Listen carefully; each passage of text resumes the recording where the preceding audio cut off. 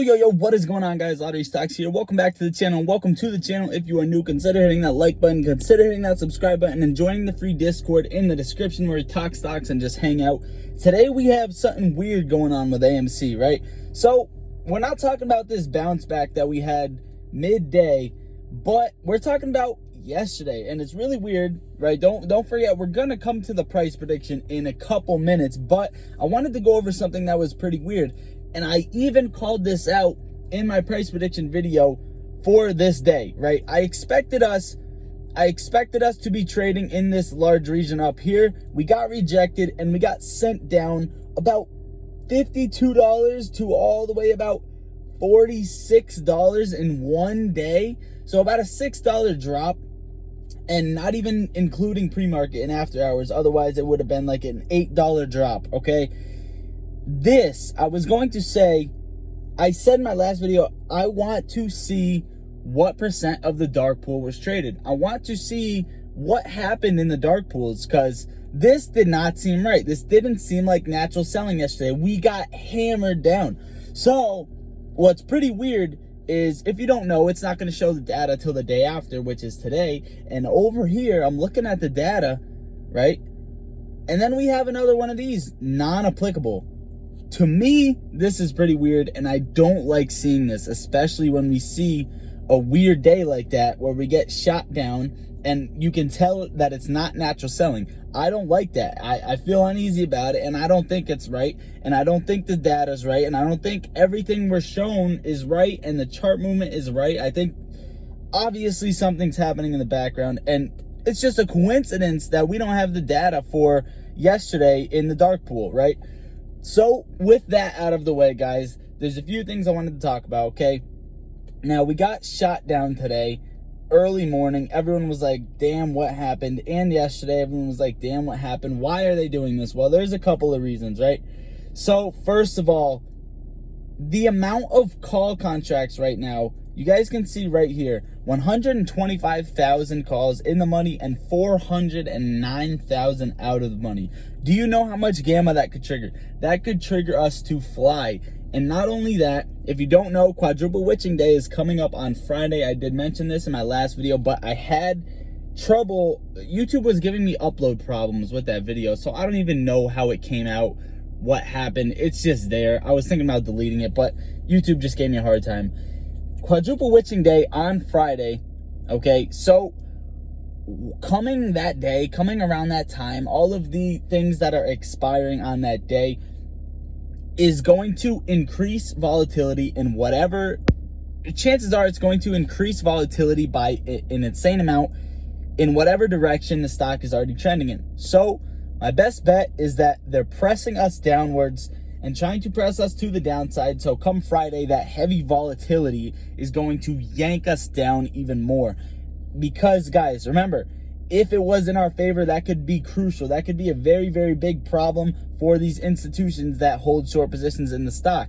If the momentum was upwards fast and in our favor come quadruple witching day, we are going to fly. Not only fly with volatility, but fly with gamma. About 500,000 calls plus that could be put in the money and could trigger a short squeeze after a gamma squeeze, so on and so forth, with insane volume, right? So a lot of things are here to pay attention to. Now, as for the small breakdown for tomorrow, where do I think we're going to go? Personally, I think we're a little bit oversold on this trend that we've been in, right? We were a little bit overbought in that region. Everyone thought we were going to have a breakout. I did too. Apparently, we had a breather, right? I'm not going to speak on whatever was happening in the background because it's all speculation, but we had a huge breather, and I think we're oversold a little bit. I think we should bounce back above this region. And personally, just looking at it, we should be at that $50 level by tomorrow. Just looking at it. That would be my bullish outlook, but you know what happens behind the scenes. So I'm going to tell you right now, it looks to me like we're probably going to get pressed down a bit more. I don't want to see that, but that's what it seems like is coming. Okay, guys, if we don't hold support at 46 in pre-market, then you could see a gap fill all the way back down to this $44 level. That is what I was looking for over here, right? So you can see this whole gap fill that we can pop back down to this $44 support. Today, this morning, I did call it out. We bounced right off of that, right? We dropped, hit 44, and we bounced right off of that. And if you see a breakthrough under that, chances are we could get held at 43.77, somewhere along that range.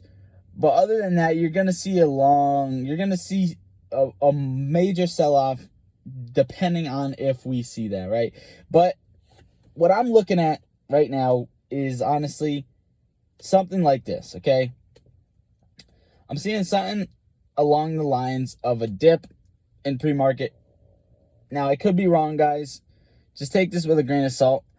Pop early morning and shred downwards again. Hopefully this is worst case scenario, right? I'm showing you worst case scenario that we go back down to that $42 level. I don't want to see that. I don't want that to happen. But you guys know it's a Thursday and it's a Friday, and there is an insane amount of contracts, call contracts, that they have to worry about. They have to worry about quadruple witching. So you're going to see the biggest fight that you probably have ever seen in a long time, okay? I don't think it's going to be easy. I really don't. So I think we're going to be pressed. But I don't want to see this. No, I don't want to see this. Now, for a positive outlook, we should come back around to test this line, right?